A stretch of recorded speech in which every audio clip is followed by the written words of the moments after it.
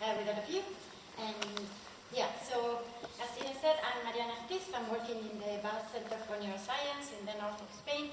And this is mainly the big question we are trying to answer in the lab, when and how the circadian clock starts to tick. And so, as Ina said, we are here in the north of Spain, in Bilbao. So this is a picture of Bilbao, one of these sunny days that are not super often, but it's a really nice area. And these are the people that are working with me in the lab, which I think it's nice to acknowledge before anything. So, yeah. So today, particularly, I'm going to introduce you to some research that we have done on the circadian clock development and on the impact of antenatal glucocorticoids. So I will go really fast with the introduction. You know that there is a circadian system that organisms on Earth have for anticipating and optimizing our physiology depending on the rotation of Earth around its axis. And what interested me back then when I started working on this is that it's present in really different organisms. So from cyanobacteria to plants to humans. And in my view, this was like, oh, this might be actually important for survival.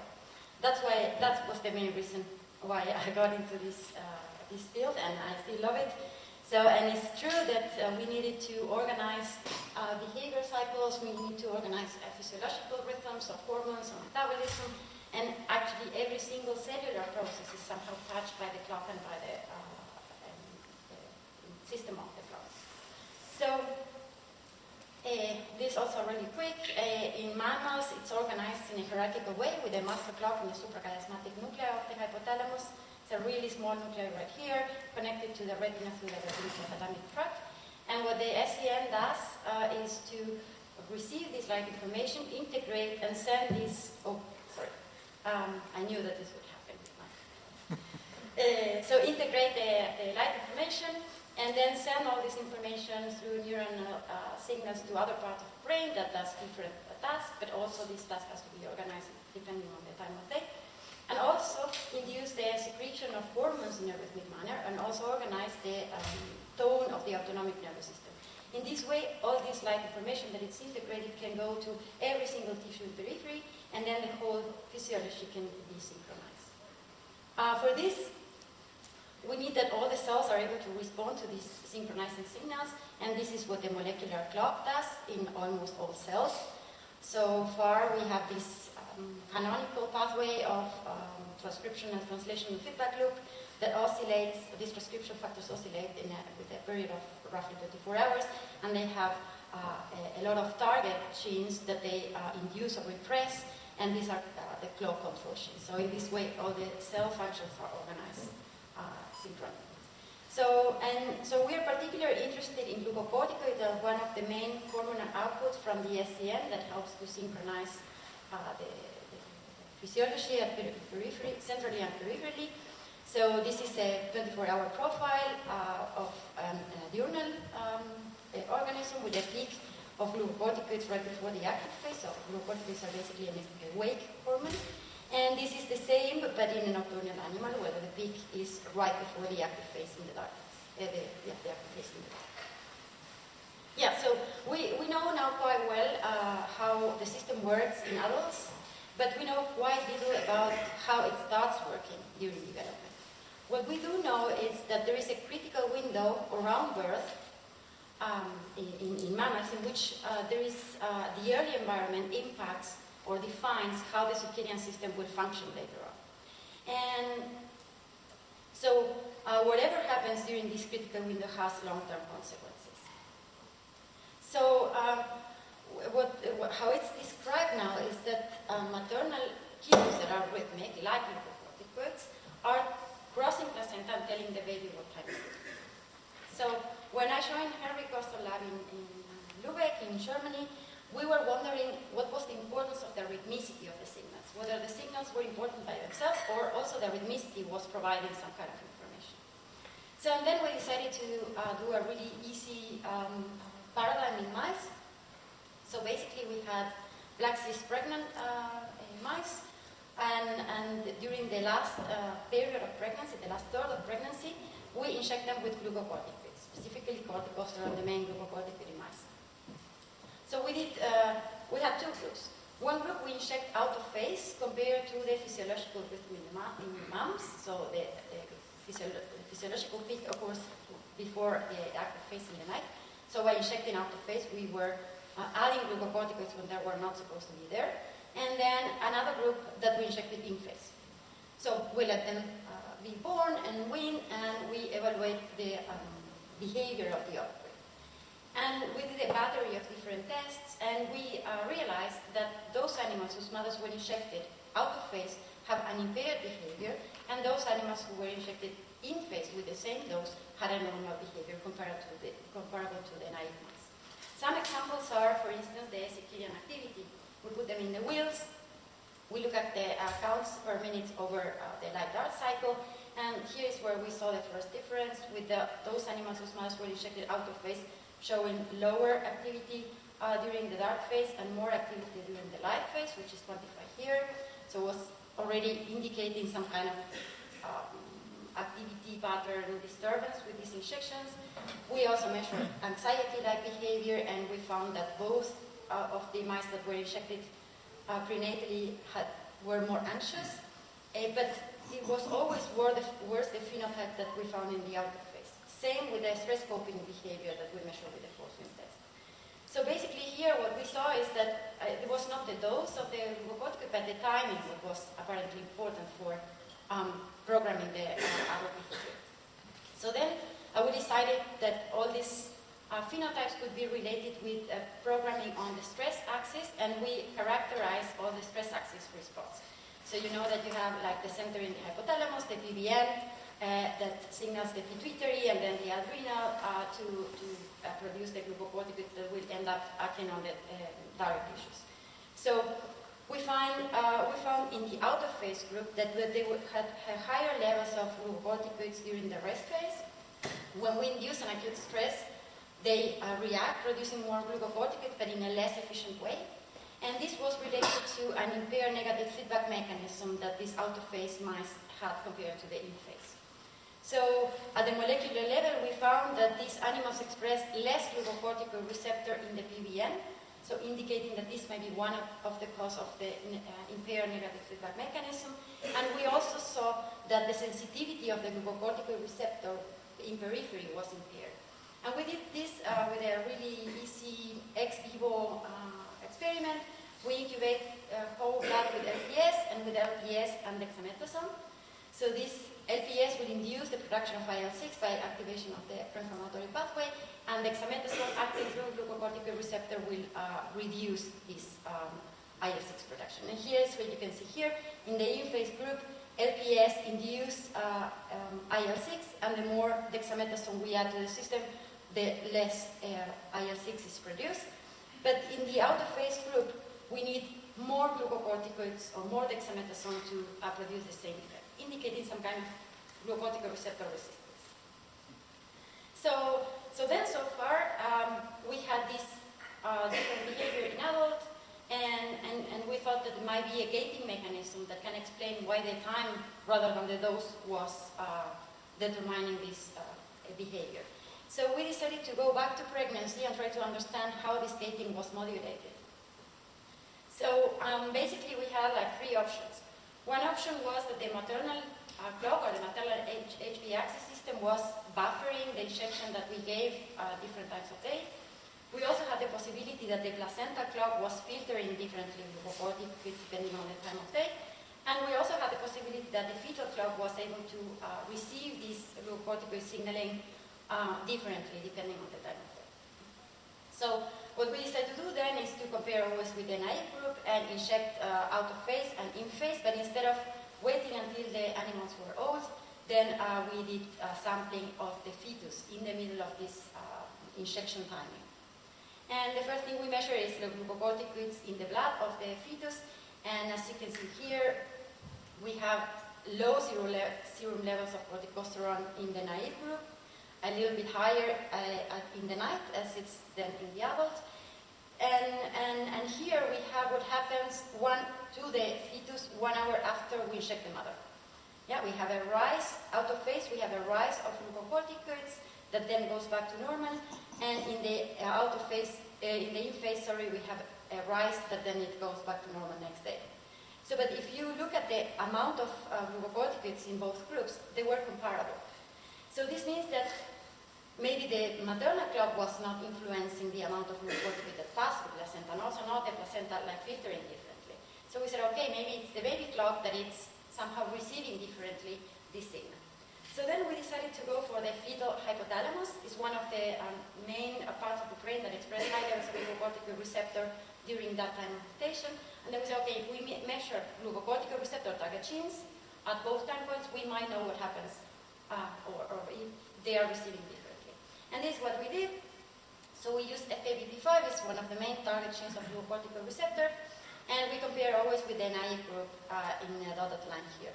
So when we injected out of phase the mother, 1 hour after, the fetus have an increased expression of the glucocorticoid receptor target gene. But this didn't happen when we inject the mother in phase, indicating that there is some kind of gating in the reception of this glucocorticoid signaling. So, so then the question was, is the fetal clock already ticking then, and it's already able to gate the glucocorticoid receptor activation? So then, to answer this question, what we did is to use, so to remove the clock from the story, and then we used BMAL1 knockout, so like heterozygous mice, moms and so female and males, and we inject them out of phase or in phase. So in the same liter, we will have fetus that have the clock, fetus that don't have the clock, both injected out of phase or in phase, and we did exactly the same. We checked for the glucocorticoid receptor target, the same target, FKBP5. When the mice, when the fetus have the clock, then we see the same induction after out-of-phase injection of the mother. And then when the clock is not there, then it's when we have an induction at both time points, indicating that the clock was actually the clock in the fetus was actually important for gating the activation of the glucocorticoid receptor. So this allowed us to conclude that then the fetal clock might be the one explaining the differential effect of this timing of glucocorticoids, and now we are trying to determine how this happens and which are the functions that actually are present in the clock of the fetus. So, but basically, with this scenario that I showed you before, now we know that the rhythmicity of these cues is actually important, and we also conclude that the baby's clock is playing a role defining this critical window of development. So why is this? Why this was important for us? Well, because this has quite an important translational potential. Because 90% of the mothers that are at risk of preterm delivery receive antenatal glucocorticoids, and this is useful to promote lung maturation in the baby and avoid or reduce the risk of respiratory distress syndrome, which is one of the most numerous causes of death in preterm babies. So, but also long-term studies have shown that this injection of glucocorticoids antenatally increase the vulnerability to develop stress-related disorders later on in life. And what was shocking for me when I started learning about this paradigm in humans is that there is a high percentage, this depends on hospitals and the records and so on, but in the hospital I was working together with, 35% of the mothers that receive antenatal glucocorticoids, then they deliver term, meaning that this injection was unnecessary, but was done because of the potential birth of the baby. So we said, okay, what if we can suggest a timing of these glucocorticoids, and by this, keeping the benefit but reducing the long-term risk of these babies. So then we started collaborating with Christoph Hertel, so now it's in the Uni Clinicum in Würzburg, but here it's one of the people running the Sherman Neonatal Network. It's a population-based multi-center cohort, and they have records and follow-ups of babies for 5 years, and in different neonatal intensive care units. So basically here we said, okay, if these babies are followed up until they are 5 years old, and we have some information about the behavior. Then we go to the obstetrician department, we check for the time of injection of the mothers, and we see whether this is comparable to our mouse data. So we had babies injected in face, now in the early morning, and babies whose mothers were injected out of face. We had questionnaires assessing their behavior, and then we filtered those questions that were related to the behavior that we characterize in the mouse, like hyperactivity, bad temper, anxiety, and so on. And then we create a behavioral score that we compare between two groups. And then we observed that those kids whose mothers were injected out of face showed more and worse of these different behaviors related to probably stress axis. So this maybe suggests that considering the time of glucocorticoid injection in the mother was probably good for the consequence of being born too early.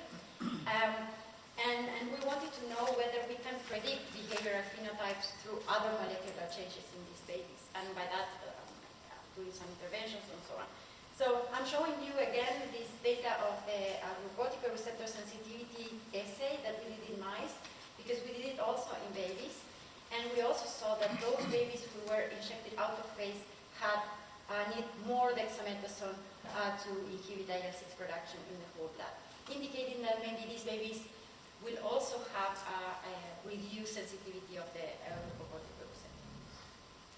So, so coming back to this slide in which we learned that the rhythmicity of this use is important, that the baby clock plays a role. The big question arises, and how and when does the clock start ticking is still something we would like to answer. So for this, we are currently focusing on the master clock, the suprachiasmatic nuclei. You know, it's a very small nuclei, extremely complex, connected to the retina with these two areas, the one that receives the light, the other one that organizes the endogenous rhythms. It's very complex because 95% of the neurons are GABAergic, but they produce a lot of different neuropeptides, and they communicate by paracrine signaling through these neuropeptides. And then, not so long ago, astrocytes became to play an important role, or at least in the timekeeping of the system. So we want to understand how this complex circuit starts to work, and from like a group of neuroprogenitors that are not connected to each other and not talking to each other in the early or in the fetal life.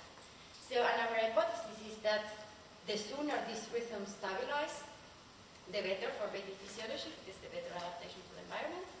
And that for this to happen, the phase coherence, the circadian phase coherence is key, because this is actually what happens when the baby is still with the mother. So, and because we're interested in glucocorticoids, we wanted to start answering this question by learning about how the sensitivity to glucocorticoids change in the SCN over time.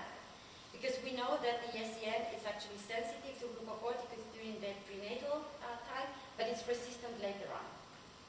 So in collaboration with Malte Spielmann, which is expert in single nuclear RNA sequencing, and Violeta Pillers from the Institute of Neurobiology, we decided to take 4 samples of SCN from mice, so one fetal sample, postnatal day 2, 10, and 13, and dissect very carefully the SCN and do single nuclear sequencing to see how this nuclei develop. I'm sure you're familiar with these plots. These plots, each of these dots are representing one nuclei. And then the closer they are together, the more similar transcriptionally they are, the farther they are together, the more different. And I hope you can see here that when we put all the nuclei together of all the different ages, there is little overlap. So cells that are part of gestational day 17.5 SCN are here, postnatal day 2 cells are here, postnatal day 10 have a little bit more overlap with the postnatal day 30. This indicates that during this window, there is a lot of changes, transcriptional changes. And then it's an extremely interesting window to see and to draw developmental trajectories and learn how the nuclei really becomes functional. So we identify the cells with markers, and what we what it did then was to try to follow glucocorticoid receptor expression in these 4 time points at the single cell resolution. So what we found is that at gestational day 17.5 and postnatal day 2, most of the cells that express glucocorticoid receptor are of any cell type, so neurons and astrocytic progenitors. But then postnatal day 10 and 30, the glucocorticoid receptor gets enriched in glial cells, specifically in astrocytes. So we validate this at postnatal day 30 with in situ hybridization. I hope you can see that there is a colocalization of glucocorticoid receptor with a marker of astrocytes, and this also happens with at the immunohistochemistry level with glucocorticoid receptor being expressed in GFAP positive neurons, astrocytes. Sorry. So basically we wanted to know now, okay, the receptor is there, but what happens? Is it being activated by peripheral levels of glucocorticoids? So then we said, okay, if we have like this timing difference, we can see whether the receptor is activated more at one time point or the other. So for this we took the extreme time points of the day, so set T0 when the levels of glucocorticoids peripherally are low, and set T12 when they are high. And then we measured the amount of glucocorticoid receptor that was in the nuclei of these cells in the SCM. Why in the nuclei? Because the receptor is normally in the cytosol. When it gets activated, it goes to the nuclei. So we quantify the glucocorticoid receptor in the nuclei, specifically in astrocytes, and we saw that at CT12, with more glucocorticoids peripherally, we have more nuclei activated. And we said, okay, this could be a clock-related effect, but not depending on peripheral glucocorticoids themselves. So then we decided to inject glucocorticoids when the physiological levels are low.